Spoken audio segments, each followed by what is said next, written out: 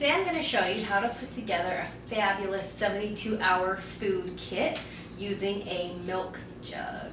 If you haven't already seen the written directions for this on our website, go to foodstorageMadeEasy.net, click on Getting Started, and from there's a link to our blog post called How to Make a 72-Hour Kit. So there's written directions there, a printable shopping list, printable contents list. So check that out first, then come on back here and I'll show you how to put it all together. So let's get started. First, you take your empty milk jug. Now you should have cleaned this out with bleach water's great. Let it dry. You don't want to have any old, nasty, rotten milk stuck inside your 72-hour kit. So make sure it's clean. Then you're going to go from the handle and go just perpendicular from it on the sides of the milk jug. I like to draw the outline of what I'm going to cut. It makes it easier for me. So you go about 1/3 to 1/2 the way down on both sides.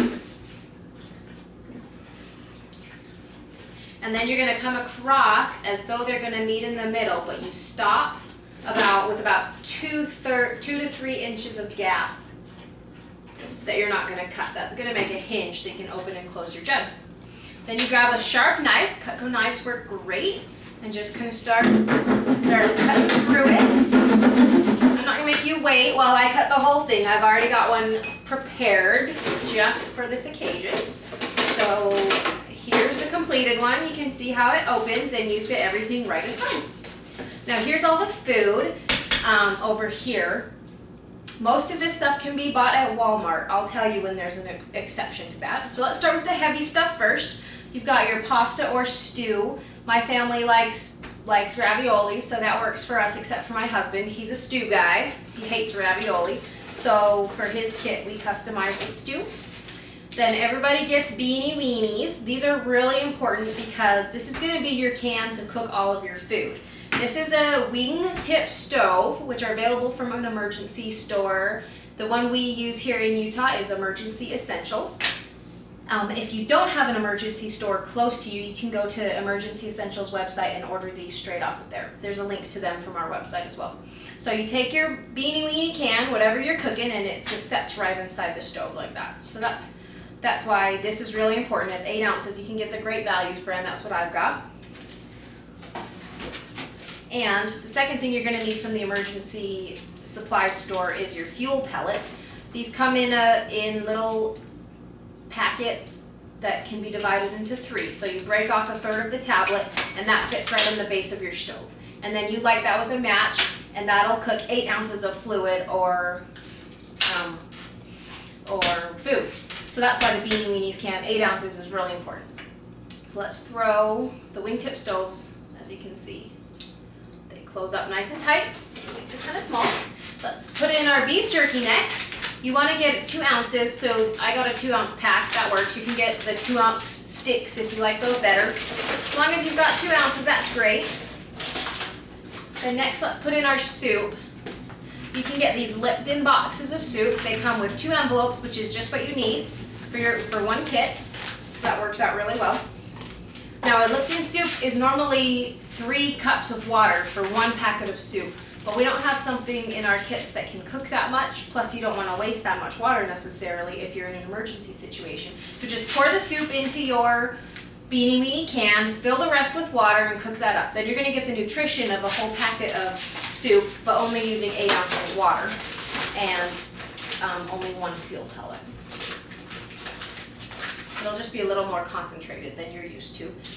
Let's throw in our spoons. They fit nicely in the bottom. The kit requires 3 spoons, 1 for each day. If you have extras, go ahead and throw them in. They don't take up much space. Now let's go with our oatmeal.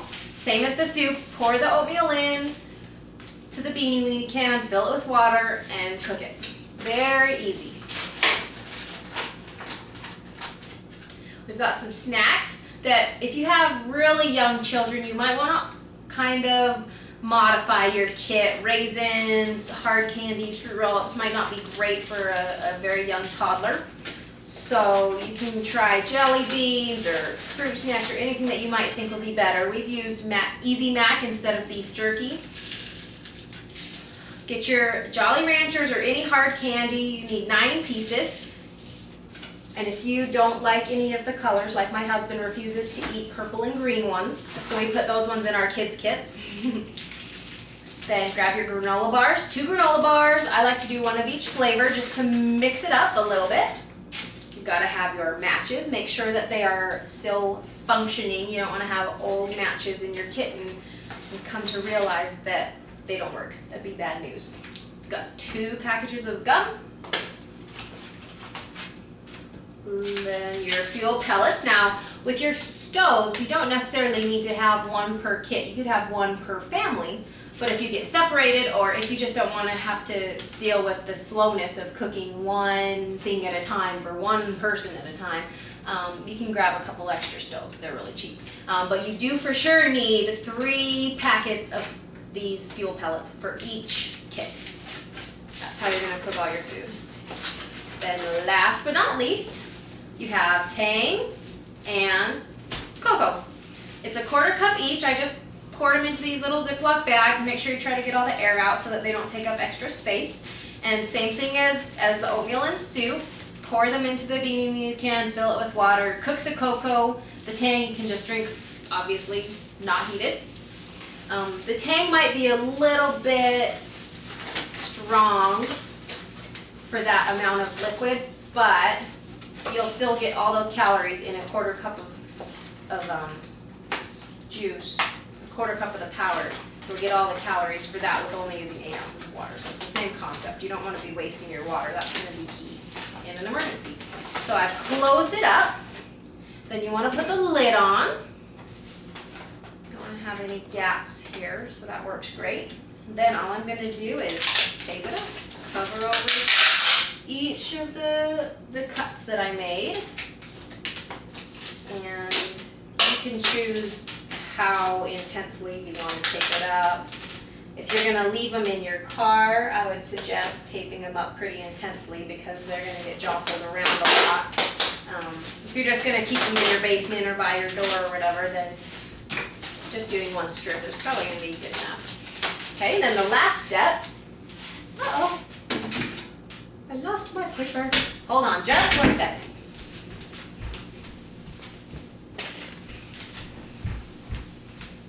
The joys of home videos, huh?